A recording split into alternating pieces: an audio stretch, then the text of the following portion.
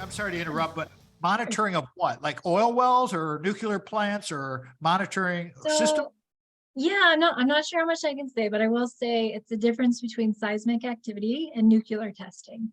Gotcha. Okay. Okay. That's big. I mean, so It's that's big. super Yeah. cool. Okay, no, that's great. I get it. John, thank you for doing what you do. But yeah, All right. So it's been an honor to support him and make a happy, healthy home. And I feel like my role is going out and doing what I do at home, which is just helping people do what they want to do really well. And that includes my kids, and that includes myself. How do I make and continue to have life be better? Oh, for everyone. And knock on wood, they talk about the Caucasian, affluence and ability to do stuff, but what they don't often talk about, like we said earlier, is the expectation. I don't really have a choice to be anything but always on my game, always turned on, have no excuses, be preventative with my health care. If I'm not, then I'm almost seen as lesser than. let me ask So you a question real quick. Again, sorry to interrupt you, but what you just said, do you feel like that might be a common phenomenon with women, especially working millennial moms, that they have these massively huge expectations layered on them, and people don't really acknowledge that so much? And I'm just, do you think that's common?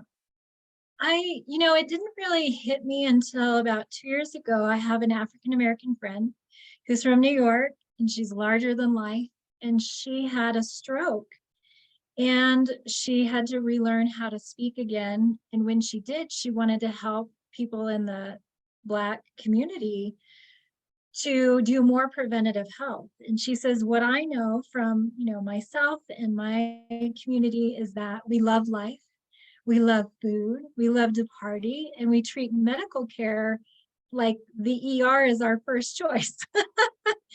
And in hearing that and thinking about that, I thought, oh my gosh, I don't really enjoy food. I don't really enjoy people. Like all the things she said she loved in life, I thought, for me, those are all things that I should have more of. So I was like, I can help you find preventative health, but you got to help me live a little. So, yeah. So interesting. I mean, Mhm. but that's so honest. And so thank you for sharing that. That's really very good, because that's the thing about the cultural changes and norms, because we live in these little bubbles, right? You Mhm. live in this little bubble of Albuquerque, New Mexico, which is a Right. big, but it's a little bubble. And in the scope of things, we just went through there, and there's a lot of people in Albuquerque, New Mexico, and a lot of traffic. And it's like, and are driving all over the place. But again, we live in these bubbles.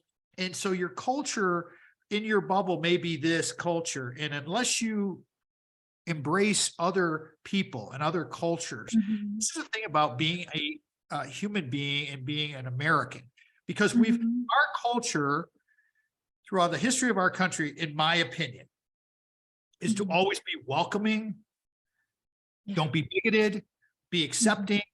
We have our bumpy spots. Of course, everyone does historically, but that's the beauty of our country. But we still do live in these little biased um, cultural bubbles, I guess you'd call them. And so that's, We do. yeah. And so Yeah, and I think something people don't know about New Mexico and teaching at UNM is it's very international. And so when I taught partner-free ballroom, which I got into because it started ticking all the boxes for me about what I wanted dance to be, is I could be partner-free. If, having a partner is a barrier to doing cha-cha salsa and all these things, I'm not going to do it. Um, I wanted to dance with my grandma or dance with my kids. It didn't have to be a romantic partner. I wanted to see every gender dancing with every gender and make it more about listen and follow instead of traditional male, traditional female. And that, having people connect and touch and feel each other and move with each other who otherwise would never come near each other was so powerful. It really brings out that sameness. Like, okay, we all have arms, we all have feet, we all have a heartbeat, we all have breath, we all kind of like listen and receive.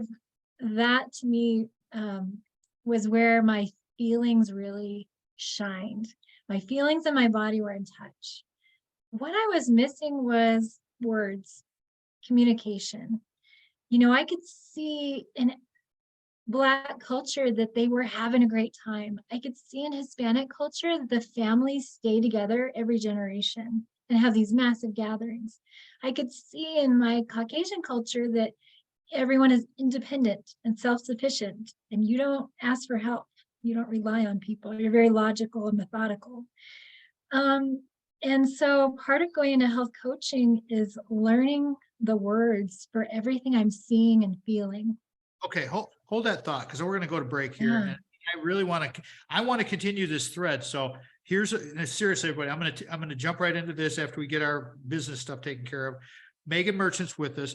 If you give me a minute, see what I'm talking about with her giving you a minute? If she gives you a minute, you're gonna take a lot away from here. Again, gonna come back, talk about that when she's discussing cultures, listening, receiving, missing words. Megan Merchant. Not me.